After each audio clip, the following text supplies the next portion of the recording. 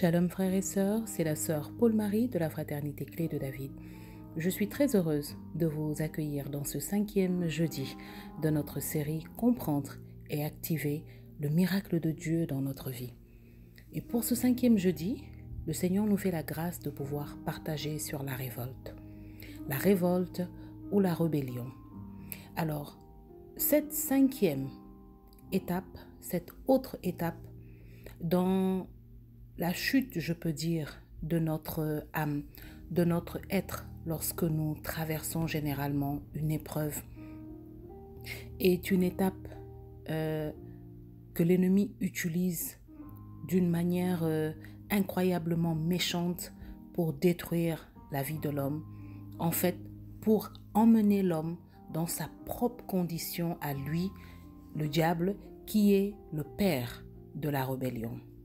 Alors, dans cette méditation d'aujourd'hui, nous allons voir comment est-ce que l'ennemi utilise la rébellion pour détruire la vie de ceux qui étaient destinés à vivre dans la bénédiction, de ceux qui sont destinés à recevoir la grâce, la faveur de Dieu dans leur vie. Nous allons comprendre ce que l'Écriture nous dit de la révolte, de la rébellion et de ce qu'elle produit de mauvais dans la vie de l'homme, dans la vie du chrétien. Et bien entendu, le Seigneur nous conduira à travers la parole à découvrir quelles sont les armes, quelle est la main tendue de Dieu au travers de sa parole pour nous aider à être libérés de ce fardeau, à être libérés de cette malédiction, je dirais, et à ce que la puissance de la prière arrache de nos cœurs cette semence maléfique qu'est la révolte. Nous allons découvrir dans ce partage que la prière est le tombeau des injustices qui créent dans nos vies la révolte. Nous allons découvrir que l'une des choses les plus importantes qui nous a été donnée pour être sauvés de la rébellion, afin de ne pas vivre éternellement dans la condition de Satan lui-même, c'est Jésus-Christ de Nazareth dans toute sa personne et son œuvre. Alors, qu'est-ce que la révolte? Nous allons essayer de définir déjà ce que c'est que la révolte, la rébellion. Alors, la révolte, c'est lorsqu'on remet en question une autorité. C'est lorsqu'on remet en question cette autorité, on remet en question ses décisions et on décide de ne plus obéir ou de céder à cette autorité. Donc, dans la révolte ou la rébellion, si vous préférez, il y a une forte connotation de désobéissance. Il y a le reflet de la colère, il y a le reflet de la vengeance. Alors, nous avons vu que durant les 4 jeudis précédents, nous avons vu certaines étapes qui sont presque toutes, qui ressemblent presque qui sont les mêmes dans les différentes difficultés que nous traversons. Nous avons vu durant ces 4 derniers jeudis comment l'ennemi procède de manière progressive et sournoise pour nous éloigner en fait de notre grâce, pour nous éloigner du chemin de l'exaucement, pour nous empêcher de voir la bonté, la fidélité de Dieu, pour nous empêcher d'avoir un témoignage. Et nous avons vu que c'est un procédé subtil qui commence généralement simplement par un petit découragement face à une situation, face à une épreuve, à une difficulté que nous traversons. Et l'ennemi passe par ce découragement lorsqu'il n'est pas traité à temps par le Saint-Esprit pour installer dans notre cœur ce que nous avons vu le 2e jeudi, le doute et l'impatience. Commencer à remettre en cause la parole de Dieu. Est-ce que ça va se passer? Est-ce que les promesses vont vraiment s'accomplir? Est-ce que je suis une personne qui peut voir ces promesses s'accomplir? On commence à être impatient, mais quand est-ce que ça va se faire? Quand? Et on commence à essayer de chercher des moyens par nous-mêmes dans notre impatience, comme l'a fait Sarah avec sa servante Agaï. Et quand on se rend compte que les solutions que nous cherchons par nous-mêmes ne donnent pas ce que nous attendions, notre âme tombe dans la frustration. Et dans cette frustration, nous commençons à ressentir ce malaise, cet inconfort, cette tristesse qui nous envahit, qui est vraiment un degré très poussée, très avancée du découragement qui finit par nous faire tomber dans la colère. Cette colère cette colère malsaine qui nous pousse en fait à déverser toute notre hargne, notre mécontentement envers les hommes plutôt qu'envers les mauvaises œuvres de l'ennemi. Et c'est ainsi que si jusqu'à ce stade, nous n'ouvrons pas nos cœurs à la main de Dieu, nous n'ouvrons pas nos vies à la grâce du Saint-Esprit, l'ennemi nous tire dans cette étape inexorable, dangereuse, mauvaise qu'on appelle la révolte, la rébellion. Très souvent, la révolte nourrit la vengeance. C'est-à-dire, c'est le désir de justice immédiat et par ses propres moyens. Lorsqu'un homme arrive au stade de la révolte, c'est qu'il se dit « je dois faire quelque chose ». Il se démarque, il se détache carrément de la souveraineté de Dieu, de la souveraineté de l'autorité pour décider de régler les choses par lui-même parce qu'il considère à partir de cette étape que l'autorité est incapable d'exercer un pouvoir pour le sauver ou pour le guérir. Et c'est ainsi que la parole de Dieu nous dit d'ailleurs dans le livre, la parole de Dieu nous dit dans 1 Roi au chapitre 12, le verset 9, de même que 2 Chroniques, le chapitre 10 au verset 9, la parole nous explique que la rébellion en fait nous détache de Dieu. C'est-à-dire, lorsque l'homme arrive au stade de la révolte, de la rébellion, il sort volontairement de la couverture de Dieu. Et c'est une manière en fait d'exprimer son refus de rester sous une autorité qui, selon lui, n'est pas capable de le guérir, de le sauver ou de lui rendre justice. Et nous allons voir cette situation de la révolte dans la vie de plusieurs hommes dans la parole de Dieu, notamment dans le livre de la Genèse au chapitre 4, avec l'histoire de Caïn et de Abel. La Bible nous précise dans l'histoire de ces deux frères que Dieu a porté d'abord un regard sur l'homme avant de porter un regard sur son offrande. Ainsi, la Bible nous dit clairement que Dieu a porté son regard sur Abel et sur son offrande. Par contre, il n'a pas porté son regard sur Caïn ni sur son offrande, pour dire que Dieu est cohérent et c'est un Dieu qui regarde au cœur et non aux œuvres, à la taille, à l'apparence. Et ainsi, la Bible nous dit que dès que Dieu a agréé l'offrande d'Abel, Caïn a ressenti en fait toutes ces étapes que nous avons vues ces derniers jeudis. Il était face à un échec, il était face à un refus.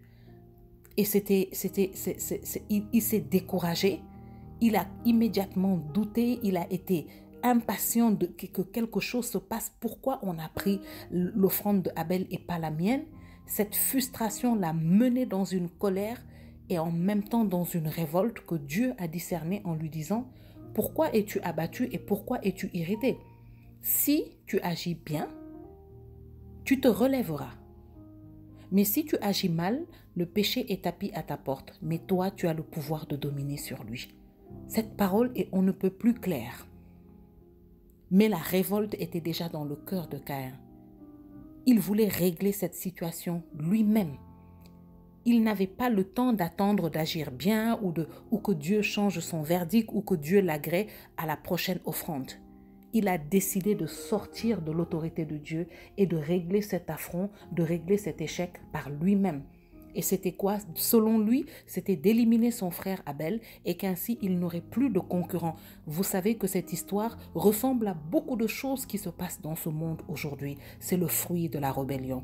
Et lorsque l'homme tombe dans cette situation, l'ennemi de nos âmes est dans une joie extrême parce ça veut dire qu'il est parvenu à faire tomber un homme dans l'état où lui-même est, c'est-à-dire l'état de perdition éternelle.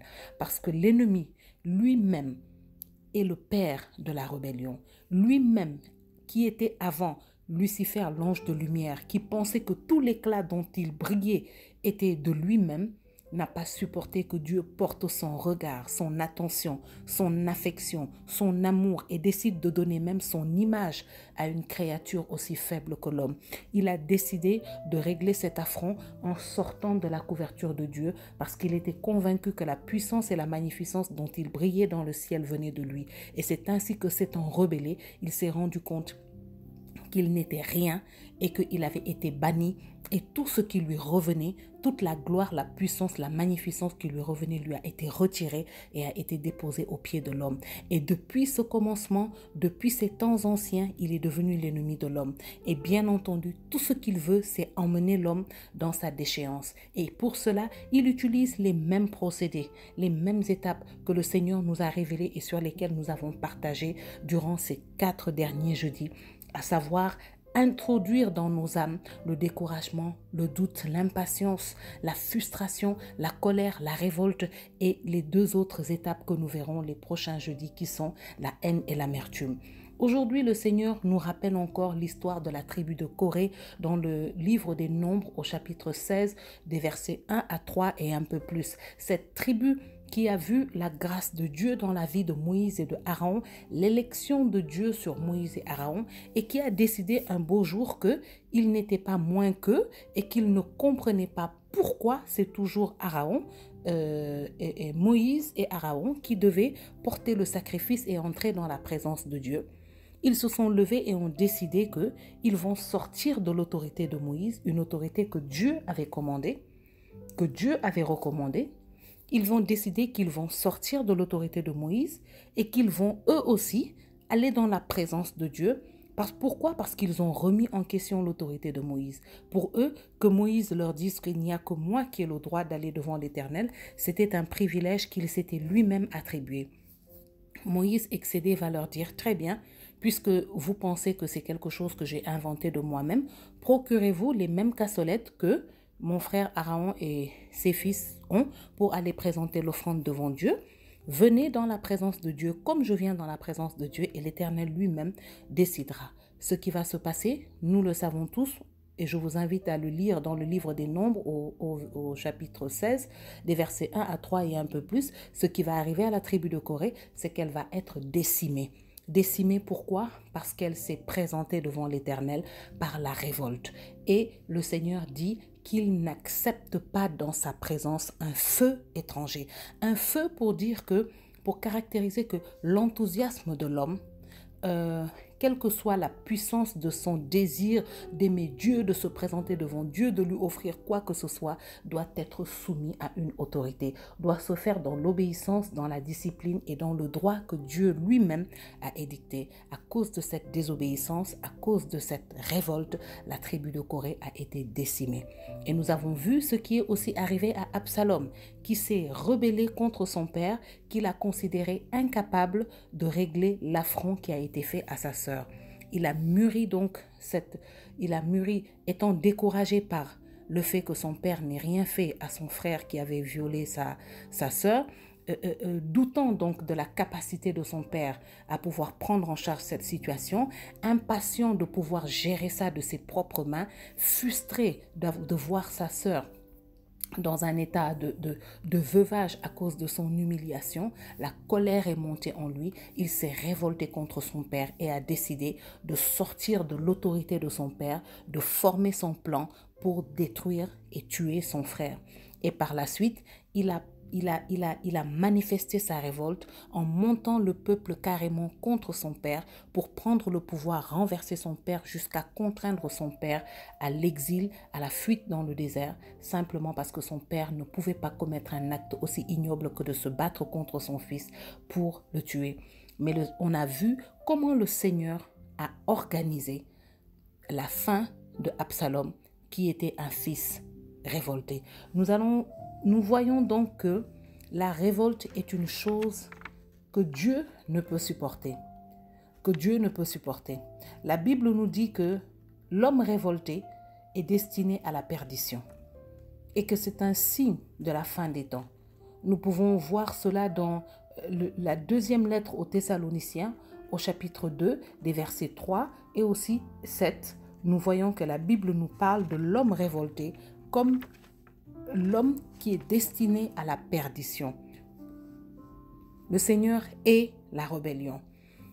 Nous allons voir comment Satan a procédé avec Ève.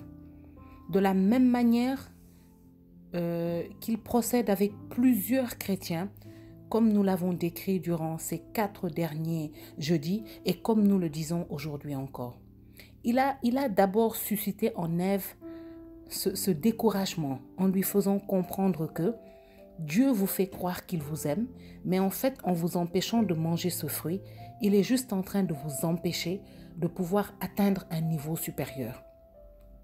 Et Ève s'est donc dit en elle, mais pourquoi est-ce qu'on n'arriverait pas à ce niveau, nous aussi, puisque ce fruit est à notre portée de main? Il a créé en Ève ce doute. Et ses sens ont commencé à être mis en exergue. Elle a commencé à nourrir de la convoitise et même de l'impatience à pouvoir toucher ce fruit, le goûter pour savoir qu'est-ce qu'il renferme que Dieu veut tant nous empêcher de voir. Et en créant tous ces sentiments en elle, il l'a poussée, on va dire, à la révolte, à se rebeller contre le pouvoir et l'ordre de Dieu. Pourquoi est-ce qu'il dit que nous ne devons pas manger ça? En croyant les mensonges du diable, elle s'est dit, ce que Dieu ne veut pas que nous faisions, je décide de lui désobéir pour y accéder par mes propres moyens. Et en prenant la pomme, elle a fait chuter l'humanité avec son époux entière dans la faute de la rébellion. Et bien entendu, leur première descendance, qui était Caïn et Abel, ont porté cette marque de rébellion et le drame s'est passé entre ses frères. Pour dire combien Dieu n'aime pas, Dieu déteste la rébellion. Parce que la Bible nous dit que Jésus disait que celui qu'il a envoyé, son Père, est toujours avec lui. Ça veut dire qu'ils sont un, qu'ils sont en communion. Dieu marche toujours avec lui. Et il précise, il ne m'a pas abandonné. Celui qui m'a envoyé est toujours avec moi. Il ne m'a pas abandonné. Mais pourquoi? Et Jésus continue en disant, parce que je fais toujours ce qui lui est agréable. Je fais toujours ce qui lui plaît. Je suis toujours soumis à sa volonté. Nous allons voir que la révolte en tant que telle, de la façon dont nous l'avons décrit, étant ce refus de l'autorité, des décisions de l'autorité dans nos vies, cette désobéissance marquée, nous devons en fait la manifester contre les œuvres de l'ennemi dans notre vie. Nous devons nous décourager, nous devons douter, nous devons être impatients, nous devons ressentir de la frustration, de la colère contre ces choses, ces blocages que l'ennemi met dans nos vies.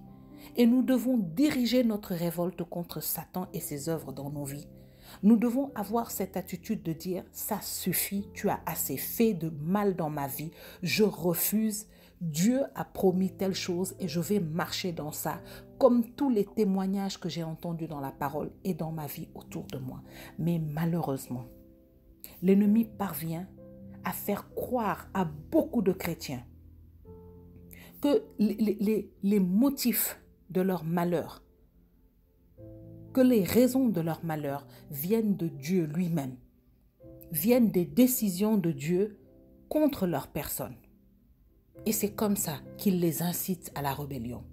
Regardons ce qui se passe aujourd'hui dans la vie de beaucoup de personnes qui disent « je ne crois pas en Dieu » parce que si Dieu existait, il ne permettrait pas autant de mal. Par conséquent, s'il permet autant de mal, c'est qu'il n'existe pas ou qu'il n'est pas bon. Alors, je préfère m'investir dans des actions ou un activisme, je dirais, purement humain pour régler les problèmes de cette vie par nos propres moyens. Mais dites-moi, quelles sont ces actions qui ont véritablement rempli le vide qui est en l'homme et qui s'appelle Dieu, comme l'a dit ce grand penseur? Il y a en chaque homme un vide en forme de Dieu. Et tant que ce vide n'est pas rempli par Dieu lui-même, l'homme marche toujours comme un processus ou un procédé incomplet. Et cet espace vide, très souvent, est occupé par l'ennemi. Et c'est ainsi que, quelle que soit l'instruction, le niveau social, le degré de volonté de l'homme, voué à lui seul, il est toujours conduit et soumis à ces puissances maléfiques qui le conduisent à marcher inexorablement vers sa déchéance. Voilà pourquoi je réponds souvent à ces personnes, quand j'ai l'occasion de parler avec l'une d'elles, que ce qu'elles oublient très souvent, c'est que ce même monde a mis Dieu hors de tous ses principes. Ce même monde a toujours marché rebelle contre Dieu. C'est la créature qui se rebelle contre Dieu lui-même, contre le Créateur lui-même. Et qu'est-ce que l'homme peut faire pour changer certaines choses, certaines situations, si ce n'est pas de changer l'homme qui est à l'origine même de ces mauvaises situations à l'intérieur de lui? Quelle est l'action d'un homme qui peut transformer le cœur d'un autre homme si ce n'est pas la puissance et le miracle de Dieu? L'ennemi est conscient de choses que nous-mêmes en tant que chrétiens nous ignorons et il manipule ce vide, cette ignorance pour détruire la plupart de nos vies, pour nous emmener à ne jamais voir l'exaucement à nos prières, pour nous emmener à ne jamais expérimenter la fidélité et la gloire de Dieu. Nous allons voir que plusieurs personnes ont pensé à un moment de leur vie, des personnes de la Bible, que Dieu était l'origine de leur frustration, les décisions de Dieu étaient contre leur vie, contre leur bien-être. Nous allons voir que, par exemple, Job, à un moment donné, n'a pas compris les décisions de Dieu et s'est mis à lui demander, mais pourquoi est-ce que tu permets telle chose dans notre vie? Nous voyons que c'est la phrase de beaucoup de gens qui sont à ce stade de la révolte. Mais qu'est-ce que j'ai fait pour mériter ça? Seigneur, pourquoi tu as permis cela dans ma vie? Certains vont jusqu'à même dire, Seigneur, je ne te laisserai plus, je ne te demanderai plus de prendre des décisions si c'est comme ça que tu dois décider pour moi.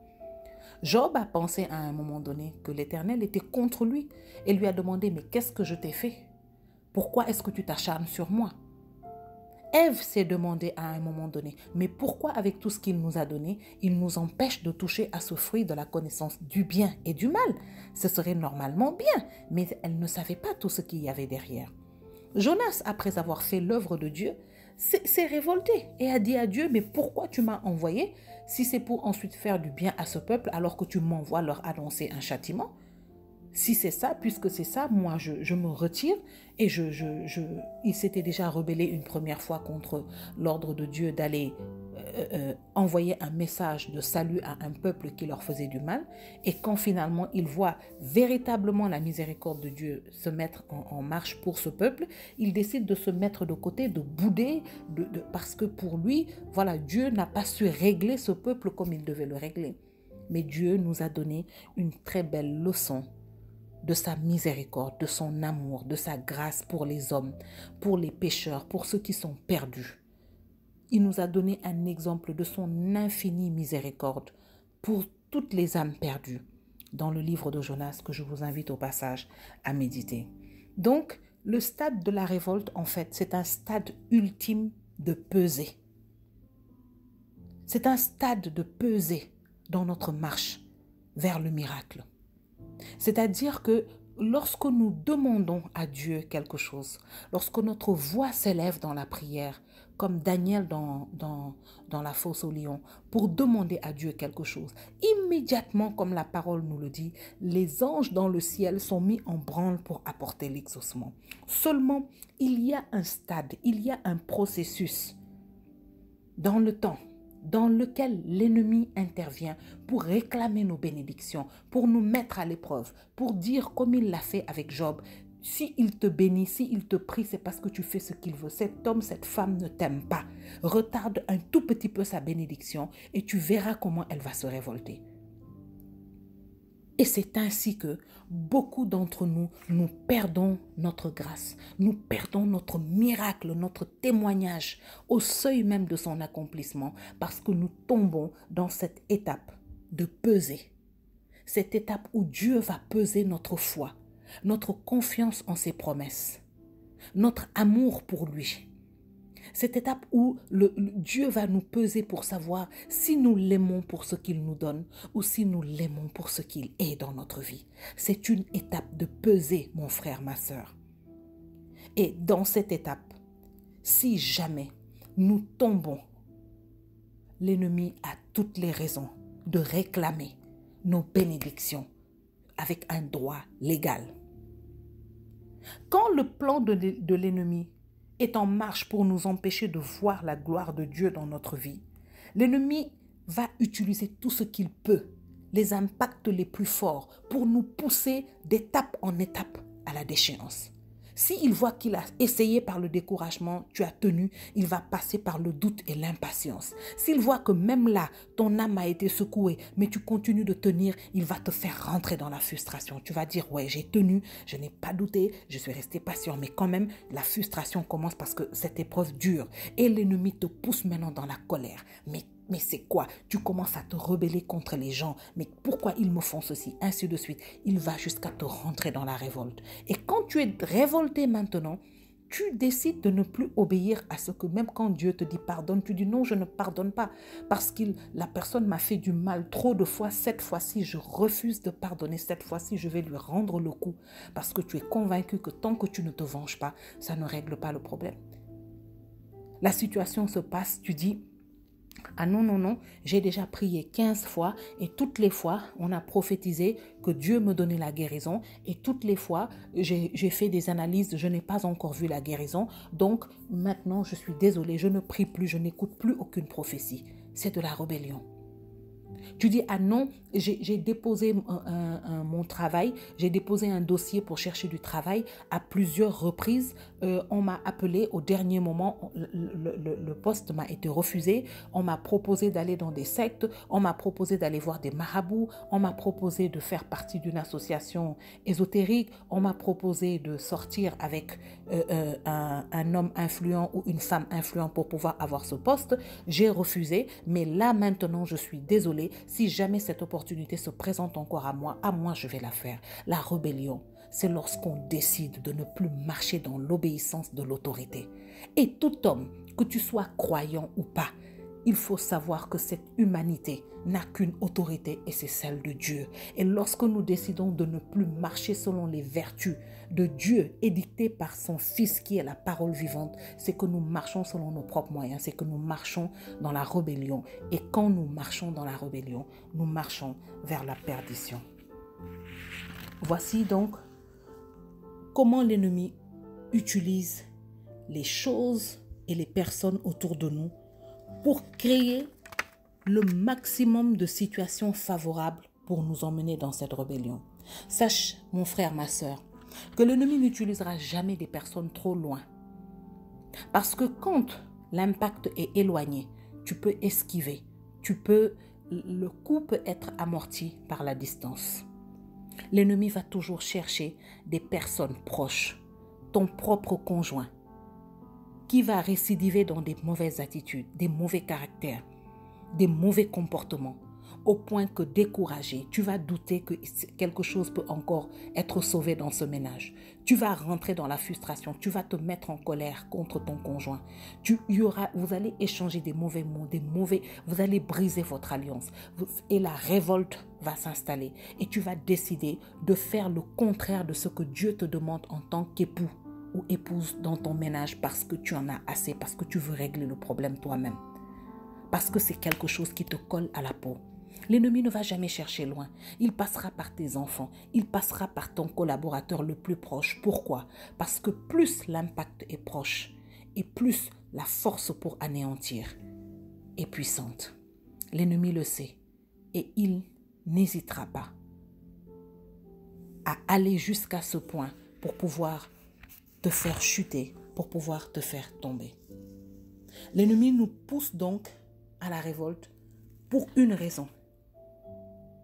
C'est pour pouvoir réclamer nos bénédictions. C'est pour nous empêcher de voir nos bénédictions, de voir l'exaucement, de voir le miracle à nos prières. Mon frère, ma sœur, la révolte, c'est descendre au niveau de l'ennemi. C'est descendre dans ses bassesses. c'est descendre dans sa méchanceté. C'est descendre dans son caractère le plus mauvais.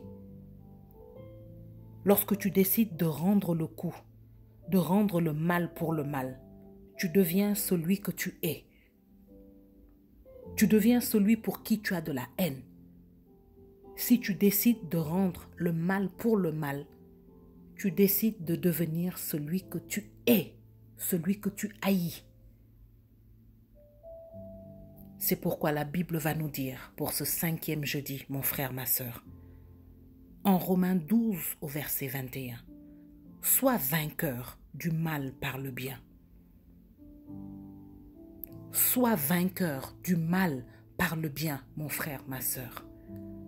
Tu en as la capacité. Dieu t'a donné son esprit. Sois vainqueur du mal par le bien. Si tu rends à celui qui te fait le mal qu'il t'a fait, tu deviens comme lui. Tu deviens la personne que tu es en train d'haïr. Tu deviens la malédiction que tu n'acceptes pas. Tu deviens la mauvaise personne qui est en face de toi et qui a semé en toi ce trouble. N'oublie pas que la révolte, c'est le stade du procès dans l'invisible. Là où Dieu voit si tu vas te rappeler de ses promesses, si tu lui fais toujours confiance. Là où le Saint-Esprit, comme ton avocat, est en train de t'exhorter dans ton esprit à te rappeler la parole, les promesses, à te rappeler des témoignages. Et là où l'ennemi, le diable, attend que tu chutes afin de pouvoir réclamer ta vie, afin de pouvoir réclamer tes bénédictions, afin de pouvoir réclamer ta destinée.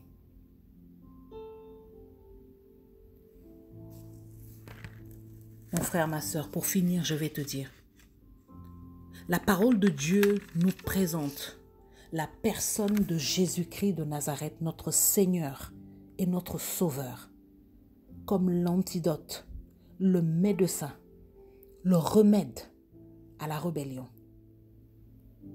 Il nous présente Jésus-Christ de Nazareth comme la main puissante qui est capable, la seule capable d'arracher cette ivrée qu'est la révolte, la rébellion que l'ennemi a semée en nous. Pour être sauvé de la rébellion, pour sortir de cette malédiction, de cet engrenage, de ce piège satanique, nous devons développer la personnalité de Christ par l'adoration, la méditation de sa bonne nouvelle. Je disais un peu plus tôt que la prière est le tombeau de toutes les injustices que nous subissons. Je dirais aussi que la prière est le médecin de tous les maux de notre âme. Et dans cette prière, nous rencontrons Jésus, le Fils de Dieu, la parole faite chair. Et dans cette prière, nous apprenons, plus nous sommes à son contact, plus nous apprenons à lui ressembler. La parole de Dieu nous dit en Philippiens 2 au verset 5, « Ayez en vous les sentiments qui étaient en Jésus-Christ. » Ayez en vous les sentiments qui étaient en Jésus-Christ. Plus tu fréquentes une personne et plus tu développes en fait ses manières, ses pensées. Plus tu l'entends parler, plus tu adoptes son langage. Plus il t'apprend la longanimité, la patience, le pardon, l'amour, et plus tu seras à même de les développer. Au contact de Jésus, on apprend à obéir à la parole, à lâcher prise et à se laisser façonner par son esprit. Matthieu 11, 25 nous dit, Jésus s'adresse à nous en nous disant, « Je suis doux et humble de cœur. » Mon frère, ma sœur, ce n'est pas du tout facile dans le monde dans lequel nous vivons. Ce n'est pas du tout alors facile à développer face aux injustices. ce n'est pas facile à développer face aux difficultés. Et ça, moi-même qui te parle, j'en suis consciente. Je l'ai vécu, je l'ai expérimenté. Et je continue de me répandre dans la présence de notre Seigneur. Parce qu'il n'y a que lui. Il n'y a que lui qui soit la solution pour arracher de nos cœurs, de nos âmes et de nos vies cet ivraie qui nous empêche de voir la gloire de Dieu, qui nous empêche d'expérimenter le témoignage de l'exaucement de nos prières. Au contact de Jésus, en développant sa personnalité, la douceur, l'humilité empêchera définitivement à toute cette ivraie de pousser dans ton cœur. Matthieu 4, du verset 3 à 10, nous parle d'une chose extraordinaire qui est la tentation de Jésus dans le désert et comment il y a résisté. Le diable a poussé Jésus à la révolte contre Dieu. Il a poussé Jésus dans la frustration. Il a poussé Jésus dans le doute, dans l'impatience, voyant qu'il avait faim. Il a poussé Jésus dans toutes ces étapes que nous avons vues dans ces jeudis précédents. Mais comment Jésus a résisté? D'abord par son obéissance et sa soumission à celui qu'il a envoyé, à sa parole. Il est écrit, tu n'adoreras que le Seigneur ton Dieu seul.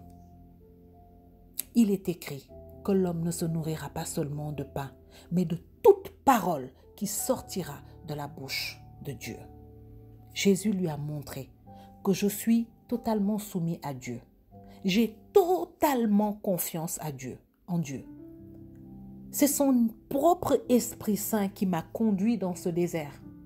Même s'il sait que j'ai faim jusqu'au point où tu viens me tenter pour me demander dans mon découragement de transformer des pierres en pain, moi je dis que celui qui m'a mené dans ce désert a la capacité de me tenir en vie pour sa gloire parce que je sais qu'il est fidèle. Et qu'il a dit lui-même que je n'ai pas besoin seulement de pain, mais j'ai aussi besoin de sa parole pour vivre. Oui, mon frère, ma sœur. Voici le remède que la parole de Dieu nous propose en ce jour, en ce 5e jeudi. Développe la personnalité de Christ. Adore le Seigneur. Éloigne-toi dans la solitude. Va dans le lieu secret, dans un lieu désert. Adore le Seigneur. Médite sa bonne nouvelle.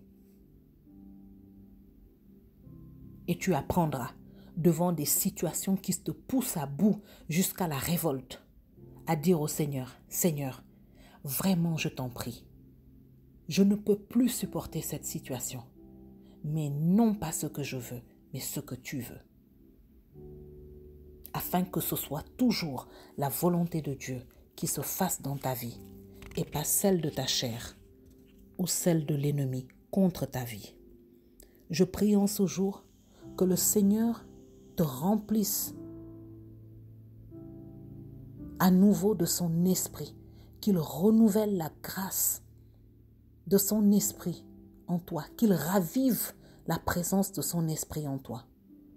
Que le Seigneur aujourd'hui te tende la main, qu'il te relève, qu'il te fasse asseoir dans la présence de notre Seigneur bien-aimé, qu'à son école tu te places et que tu te laisses façonner afin de sortir plus que vainqueur de toutes ces épreuves, de toute cette déchéance dans laquelle l'ennemi a conduit ton âme, parce que tu es plus que vainqueur en celui qui t'a aimé. Que le Seigneur te bénisse, qu'il te fasse du bien et qu'il te mène à expérimenter sa bonté et sa fidélité, qu'il te donne un grand témoignage de sa gloire et de sa bonté, dans le nom puissant de Jésus-Christ de Nazareth. Amen.